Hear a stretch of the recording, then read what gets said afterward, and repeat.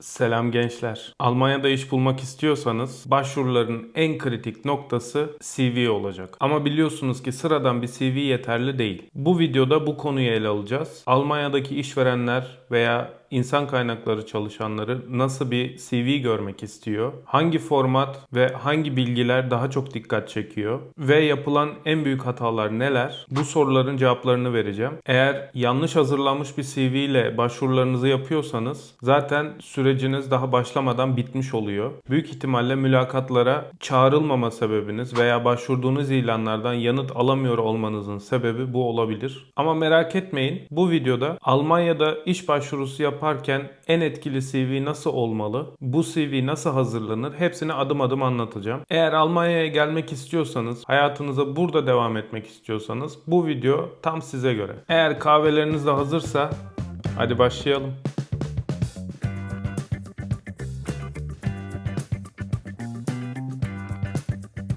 Gençler, şimdi Almanya'daki iş başvuruları için CV hazırlarken önemli noktalardan birisi CV'nizin maksimum 2 sayfa olması gerekiyor. Şimdi birçok yerde belki duymuşsunuzdur. Yok Avrupa Birliği'ne uygun bir CV olması lazım bilmem ne, yok şu siteden yapın falan. Hiç öyle şeylere girmeyin. O bilgileri aklınızdan çıkarın. Size mükemmel bir template hazırladım. Mükemmel bir taslak hazırladım. Videonun altına da bu taslağı koyacağım. Oradan indirip kullanabilirsiniz. Kendi bilgilerinizi oraya ekleyebilirsiniz. Umarım bu CV taslağını kullandıktan sonrasında daha fazla geri dönüş alabilirsiniz. Şimdi CV'nizde fotoğraf en önemli şeylerden birisi. Bütün bilgileri size burada anlatacağım. Daha sonrasında da bilgisayara geçeceğiz. Bilgisayarda hepsini tek tek göstereceğim.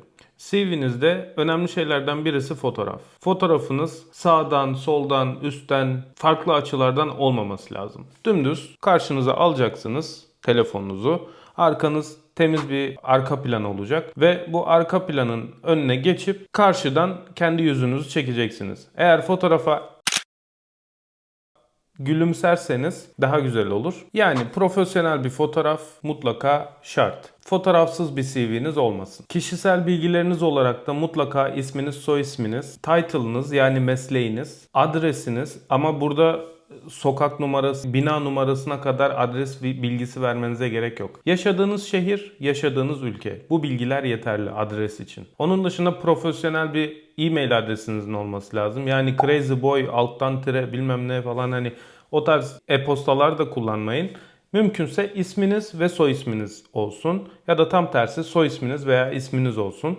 Bunun dışında doğum tarihinizi ekleyebilirsiniz ama bunun Almanya için çok da önemli bir bilgi olduğunu düşünmüyorum. Telefon numaranızı mutlaka ama mutlaka eklemeniz gerekiyor. Çünkü telefon numarasından size ulaşıyorlar ilk başta. Bazı CV'lerde medeni durumunu evli ya da bekar olarak yazan insanlar da gördüm. Ama bu çok kişisel bir bilgi olduğu için bunu CV'nize eklemenizi ben önermiyorum. Çünkü bu detayı size iş görüşmesinde sorabilirler. O zaman söyleyebilirsiniz. Yani CV'nizin amacı ilk başta sizin hakkınızda kısa bir bilgi verip sizin hakkınızda merak uyandırmak. Yani o insan kaynakları yetkilisi sizin CV'nizi okuduğunda diyecek ki ha burada önemli bir detay olabilir. Ben bu kişiyi en iyisi mülakata çağırayım.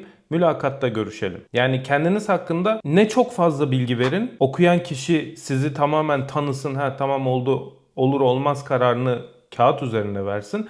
Ne de sizin hakkınızda hiçbir şey anlamamış olsun. Yani olabildiğince sıkıştırılmış bilgi, özet bilgi verin ve insanlarda merak uyandırın. CV'nizdeki bölümlerin sıralaması da nasıl olmalı? İlk başta dedik ki fotoğrafınız olacak. Onun hemen yanında isminiz, soy isminiz, adresiniz, iletişim numaralarınız veya iletişim adresiniz, e-posta adresiniz olacak. Daha sonrasındaki hemen altındaki bölümde de kendiniz hakkında kısa bir özet yani summary kısmı olması gerekiyor. Burada da çok uzun uzadıya kendiniz hakkında bilgi vermenize gerek yok. İşte şurada yaşıyorum, şurada doğdum, şu okulda okudum gibi detaylara girmenize gerek yok. Tamamen profesyonel kariyeriniz hakkında bilgi vermeniz gerekiyor. Yani okuyan kişi ilk başta özet kısmına baktığında devamını da okumak istesin. Burada ne tür bilgiler verebilirsiniz? 3-4 cümle veya 5 cümleyle kendinizi özetlediğiniz, işte ne iş yapıyorsanız o işinizle alakalı anahtar kelimeleri içeren veya başvurduğunuz ilanda aranan anahtar kelimeleri içeren kısa bir bilgi. Bununla ilgili zaten ChatGPT'den de yardım alabilirsiniz. Özet kısmını yazdıktan sonra hemen altına geçtiğimizde de iş deneyimlerinizi yazmanız lazım. Fakat iş deneyimlerinizi en eskiden en yeniye doğru değil, en yeni olandan en eskiye doğru yazmanız lazım. Yani en son çalıştığınız iş en üstte olacak. Onun bir altında bir önceki çalıştığınız iş yeri olacak. Onun bir altında daha önceki iş yeriniz gibi böyle yeniden eskiye doğru gitmesi lazım. İş deneyiminizin ardına da hemen eğitim bilgilerinizi yazmanız lazım. Hangi üniversitede okudunuz veya hangi bölümü bitirdiniz? Eğer yüksek bir ortalamayla bitirdiyseniz 3,5 ve üzeri veya 3,70 ve üzeri mutlaka ortalamanızı da yazın. Eğitim bilgilerinizi de yine en son bitirdiğiniz okuldan İlk bitirdiğiniz okula doğru yazmanız lazım. Yani eğer doktora mezunuysanız önce doktora mezunu olduğunuz, doktoranızı yaptığınız okulu yazın. Daha sonra yüksek lisansı yazın. Daha sonra üniversiteniz yani bachelor degree denilen o 4 yıllık veya 5 yıllık üniversite seviyenizi yazmanız gerekiyor. Eğer yüksek lisans veya doktora yapmadıysanız da sadece 4 yıllık veya 5 yıllık üniversiteyi nerede okuduysanız onu yazmanız gerekiyor. Eğitim bilgilerinizi de yazdınız. Daha sonrasında ne geliyor? Sertifikalarınız ve becerileriniz. Yani skills kısmı. Bu beceriler kısmında da becerilerinizi ikiye ayırmanızı tavsiye ederim. İlk önce teknik beceriler, daha sonrasında da soft skills denilen karakteristik beceriler mi oluyor? Yani daha böyle İletişim becerilerinizi yazmanız gerekiyor. Yine aldığınız mesleğinizle alakalı sertifikalarınız varsa bunları da yine bu kısma yazmanız gerekiyor. Hemen eğitim bilginizin altına. Yalnız burada dikkat etmeniz gereken, eğer işinizle veya başvurduğunuz ilanla alakalı bir sertifikanız yoksa bunları yazmayın. Yani daha öncesinde alakasız gittiğiniz bir sertifika programı vardır. O sertifikaları sırf yazmış olmak için yazmayın. Veya bir sürü sertifika programına katılmışsınızdır. 15, 20, 30, 40 her neyse. Bunların hepsini yazmayın. En önemlilerini seçin. 3, maksimum 4 tane sertifikanızı yazın. Çünkü 2 sayfa oluşturacağımız için bu 2 sayfayı etkili şekilde kullanmamız lazım. Siz 30 tane sertifikayı yazdığınızda zaten kafadan 1-1,5 sayfa gitmiş olacak. Bu gereksiz bir bilgi. Burada hata yapmayın. CV'nin en son kısmında da bildiğiniz dilleri İngilizce, Almanca, işte başka İspanyolca hangi dili biliyorsanız mutlaka belirtin. Fakat burada belirtirken işte orta seviye, giriş seviye, işte çok akıcı seviye gibi seviyeleri değil de daha çok uluslararası bilinen A1, A2, B1, B2, C1, C2 gibi sınıflandırmaları kullanın. Ve burada bir önemli detay da işte konuşma C1, yazma A1, okuma B2 gibi bunları ayırmayın. Yani bildiğiniz bir dil tamamen bir dildir. Yani yazması, okuması, dinlemesi farklı olmaz. Bir dili biliyorsanız biliyorsunuzdur, bilmiyorsanız bilmiyorsunuzdur. Zaten çoğunlukla sizin yazma ve konuşma becerilerinizi bilmek isteyeceklerdir. Konuşma becerisini nasıl ölçebilirler? Sizinle mülakat yaptıklarında zaten görebilirler. Onun dışında yazma becerilerinizde eğer örnek işleriniz varsa örnek işlerinizi göstererek ek doküman olarak CV'nize ekleyerek bu şekilde yazma becerilerinizi gösterebilirsiniz veya yaptığınız işlerden bahsederseniz belki yazma becerilerinizin de iyi olduğuna kanaat getirebilirler. Eğer bu 2 sayfalık CV hazırlamasında hala en altta boş yeriniz kaldıysa da varsa projelerinizden bahsedin. Katıldığınız projeler. Bunlar sosyal sorumluluk projeleri olabilir veya işinizle alakalı teknik projeler olabilir. Bunlardan bahsedebilirsiniz ama burada da yine aşırıya kaçmadan en önemlilerini seçerek veya başvurduğunuz ilanla ilgili en önemlileri, en alakalılarını seçerek yazmanız gerekli. Burada da maksimum benim önerim 1-2 tane projeden bahsetmeniz, 1-2 tane projeyi yazmanız yeterli olur. CV'nizde kesinlikle ve kesinlikle hobilerinizden bahsetmeyin. Ben şimdiye kadar hiçbir mülakatımda, yaklaşık son 3-4 yıldır 100'den fazla mülakata girmişimdir. Hiçbirinde kimsenin bana hobilerimi sorduğunu veya neden CV'nde yazmadın diye soru yönelttiğini görmedim. Kimse sizin hobinizle ilgilenmiyor. Eğer yeni mezunsanız zaten CV'niz 2 sayfayı doldurmayacaktır. Bir sayfa olacaktır. Bu bir sayfa içerisinde belki eğer profesyonel bir sporla uğraşıyorsanız, voleybol, futbol, satranç veya basketbol, her neyse, belki bunu yazmanız yeterli olur. Ama zaten kariyerinde profesyonel bir seviyeye gelmiş 3, 5, 10 yıllık deneyimli biriyseniz biliyorsunuz ki kimse sizin hobilerinizle ilgilenmeyecek. Yani ne kadar başarılı masa tenisi oynuyor veya ne kadar başarılı fotoğraf çekiyor, biz bunu ekibimize alalım mutlaka diye kimse demeyecek yani. O yüzden hobilerinizden asla bahsetmeyin. Olur da sorarlarsa mülakatta söylersiniz. Yani kendiniz hakkında dediğim gibi bütün bilgileri CV'de vermeyin. Olabildiğince özet ama etkili, bir o kadar da merak uyandıracak bir CV hazırlamanız gerekiyor. Hazırladığınız CV sonucunda bunu inceleyen kişi sizi merak edip sizi mülakata çağırması gerekiyor. Show asıl o zaman başlıyor. Yani kendinizi mülakatta kanıtlamanız gerekiyor. Karşınızdaki kişiye enerjinizi geçirip işi almanız gerekiyor. Yine mülakatla ilgili de başka bir video çekeriz. Bu da başka bir videonun konusu olsun. Şimdi CV hazırlama kısmına geçelim. Bilgisayara geçiyoruz. Evet arkadaşlar.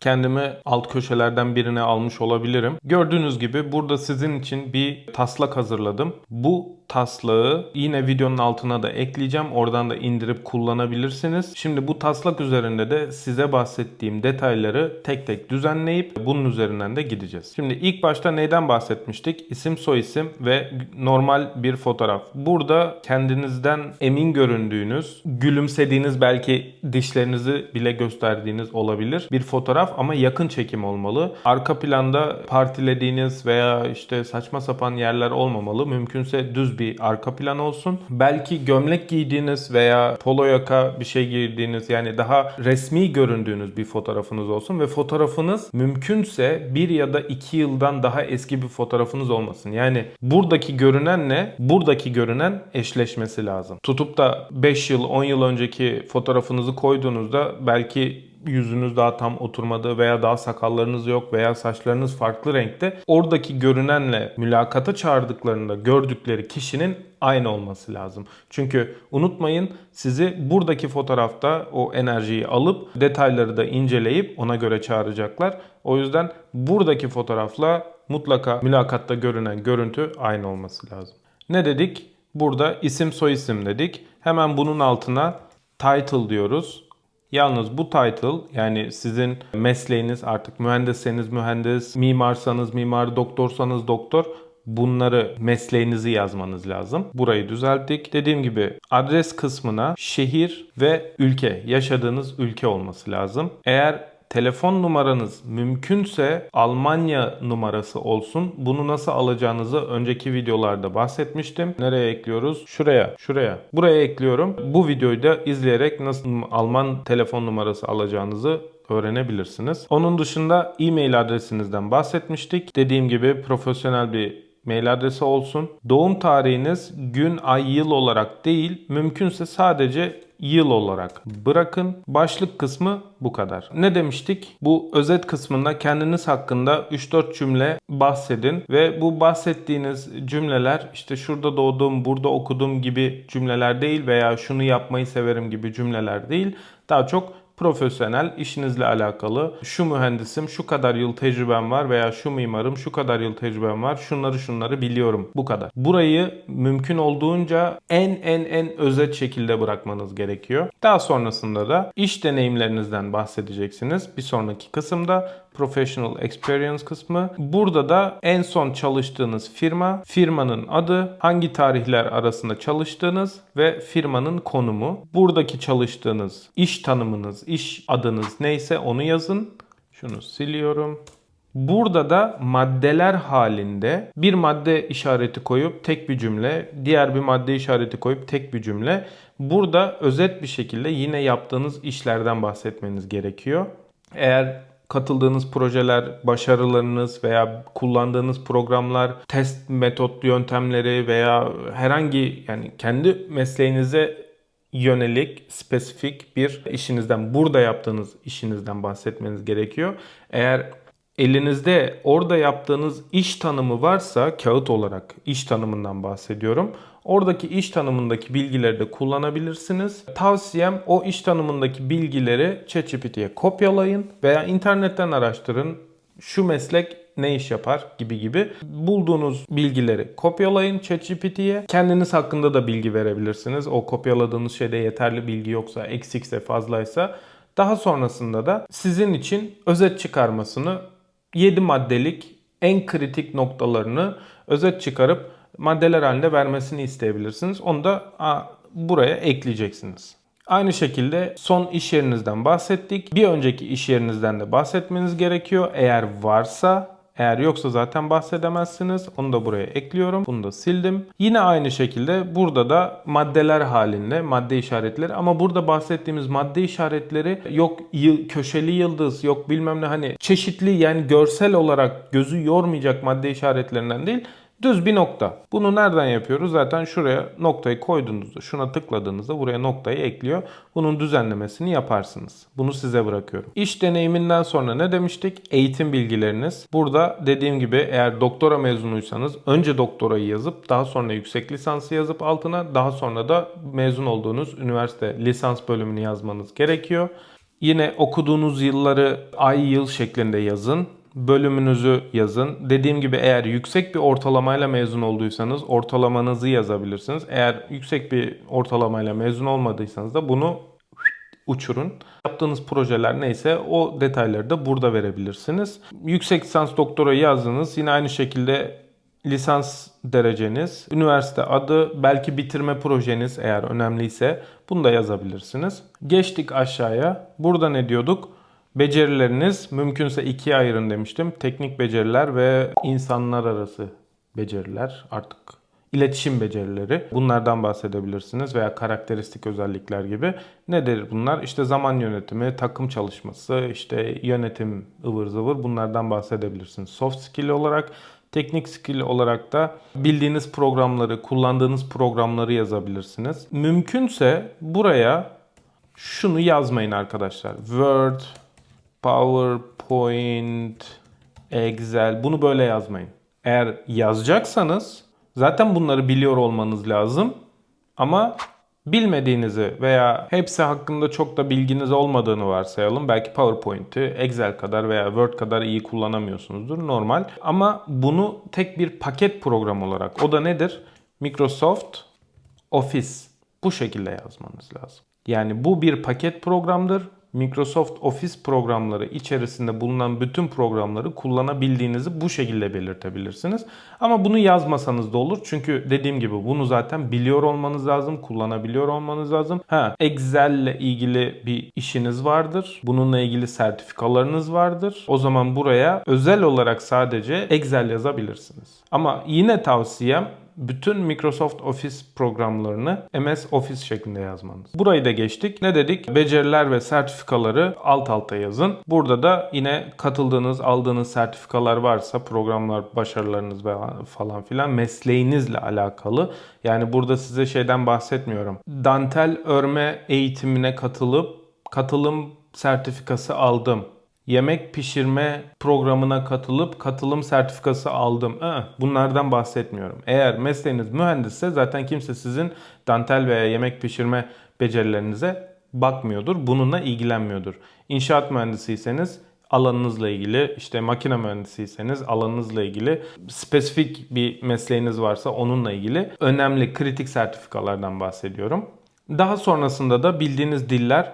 Dediğim gibi burada intermediate veya basic olarak yazmıyoruz. C1, C2, B1, B2, A1, A2 her neyse hangi seviyede biliyorsanız bunu yazabilirsiniz. Bu şekilde yazmanız lazım. Ve dediğim gibi bunu mutlaka yazmayın. Hobiler yok arkadaşlar. Yani kimse sizin hobilerinizle ilgilenmiyor. Adamların zaten milyon tane hobi imkanı var. Buraya geldiğinizde hobiniz değişebilir, başka bir şey yapabilirsiniz. Sadece özel olarak ilgilendiğiniz bir spor dalı varsa ve bunda profesyonelseniz, atıştır, işte jimnastiktir, futboldur, voleybol her neyse bundan bahsediyorum. Belki bundan bahsedebilirsiniz. Bir de ne demiştik? Hemen şunu sildim. Eğer sayfanın sonunda, 2 sayfanın sonunda boşluk kaldıysa, zaten buraya maddeler halinde iş becerilerinizi yazacağınız için, yaptığınız işteki detayları yazacağınız için bunun yani şu boşluğun kalacağını pek sanmıyorum. Ama oldu ki kalırsa o zaman buraya projelerinizi yazın. Nedir bu projeler? Eğer katıldığınız Yalın 6 Sigma projesine katılmışsınızdır. Bu projeyle ilgili bir süreci iyileştirmişsinizdir veya herhangi başka bir şey yapmışsınızdır. Şu an bilmiyorum. Varsa işinizle alakalı ya da sosyal sorumluluk projesi Almanya'da bilinebilecek.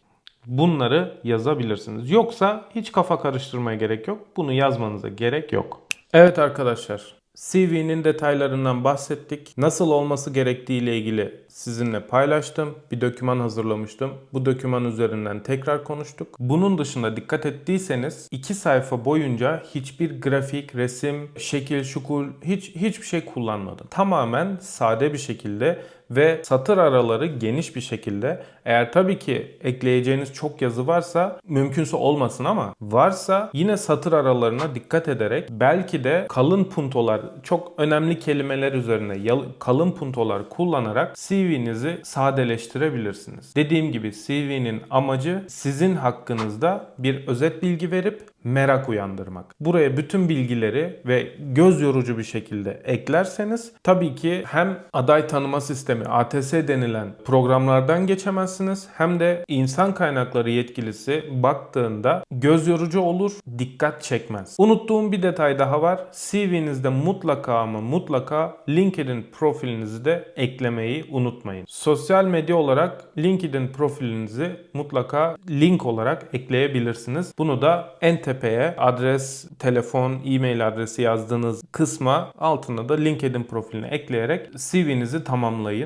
Merak uyandırın ve mülakata çağrılın. Daha sonrasında da zaten sahne sizin. Eğer bu paylaştığım taslak, template üzerinden CV hazırladıysan mutlaka bunu yorumlarda paylaş. Kafana takılan bir soru varsa, şunu da ekleyeyim mi, şu da olur mu dediğin bir şey varsa bunu da mutlaka yorumlarda paylaş. Umarım video faydalı olmuştur. Umarım beğenmişsinizdir. Eğer beğendiyseniz de zaten beğen butonuna şuralarda bir yerde basmayı unutmayın. Kanala abone olmayı da unutmayın. Eğer bu videoyu da sonuna kadar izlediyseniz güzel bir kıyak yapacağım. Yorumlardan yorum yazıp CV incelemesi isteyen bir arkadaşımızın CV'sini ücretsiz bir şekilde inceleyeceğim ve bu inceleme sonuçlarını da sizinle yine bir video aracılığıyla paylaşabilirim. O yüzden göndereceğiniz CV'yi videoda kullanacağımı unutmayın. Tabii ki kişisel bilgilerinizi silip onları kaldırıp onun dışında diğer yapısal olarak CV'niz nasılmış, nasıl değilmiş bunun hakkında yine bir video çekebiliriz. Bunun için yorumlara CV incelemesi istediğinizi belirtebilirsiniz. Dediğim gibi tek bir arkadaşımızın CV'sini inceleyip bunun üzerinden neler